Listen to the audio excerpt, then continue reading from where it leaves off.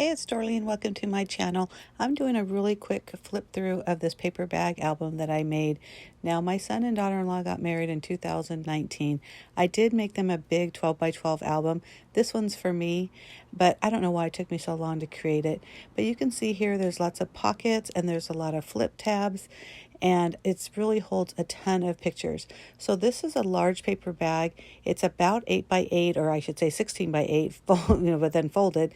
So each of these pieces are like 7.5 by 7.5 inch square.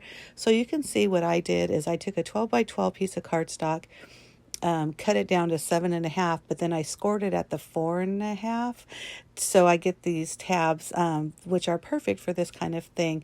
I did add lots of pictures. You see here I did it, and I added 2 photos back to back, so it gave like an extra tab. This one right here is a flip flap that I created, and I just did a tab, a 1/2 inch tab, scored it, and then tucked it underneath the piece of paper.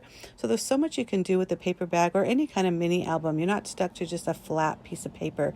Now this is my favorite. I really put a lot of flowers and just a lot of pretties on that. So this is another one. I did it 7.5 with the 4.5 is on the bottom half, which I covered with that black and white stripe paper, but I also added another tab of that 7.5 by, I think this one's actually 7 by 7.5, so it's a little bit smaller.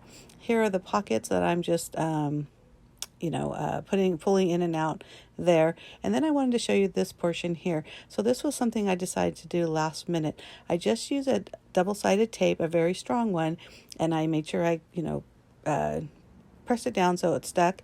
And then I just grabbed a bunch of these punched pink hearts because their wedding was a pink color. And I just start adding them all over that double-sided tape. But it's so fun the way this turns out, and it's so simple. And I don't even know what made me think about it. But I put those pictures down, and I thought, what am I going to do in that middle section? And I do have a lot of scrap pieces of paper from the pattern papers, but I don't know, paper. I mean, I really did decorate this mostly with paper, but I wanted something different, and those hearts were just staring at me from my desk. So I just started layering them on top of each other. And like I said, each of them is stuck on with that double-sided tape there. And there were some that I had to end up putting a little bit of glue underneath. Like you can see there, I'm having a really hard time keeping that stuck. But I go back with my glue and liquid glue, and I just put a little dot here and there. So I did kind of run my fingers over it while I was done, or when I was done, and then anything that kind of moved I put a little bit more glue on that.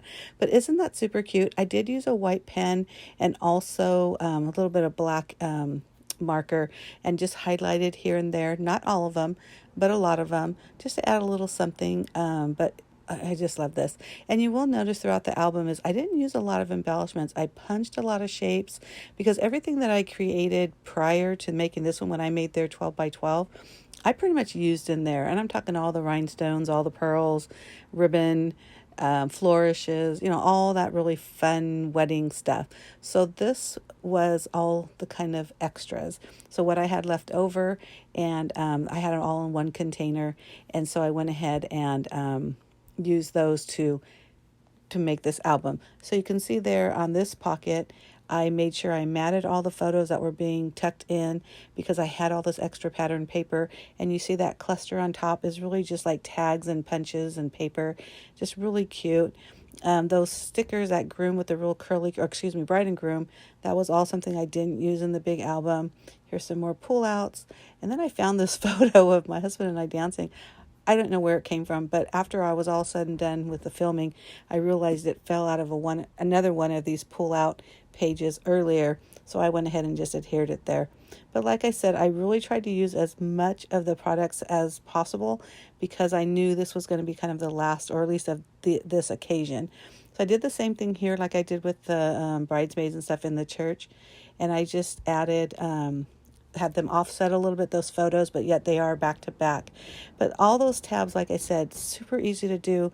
All you have to do is put score a tab, and I did 1/2 inch, and just kind of like cut the corner so it was a cleaner fold, and then just put them in. Here I did add another flap in this fold, or the insert, and I will put my journaling in that. But isn't that so fun? And like you can see, some of these pages are just flat, so it wasn't like I had to be super fancy in every single one of them. And there's the front side of that invitation, even though I put the other side on the front. But that is pretty much it. Isn't that a lot of fun? If you have any questions or comment, leave those down below. I'd love to answer your questions. Again, this is a paper bag album, a little bit bigger than your standard one, but you could do the same thing with any mini albums. Thanks for watching. Bye.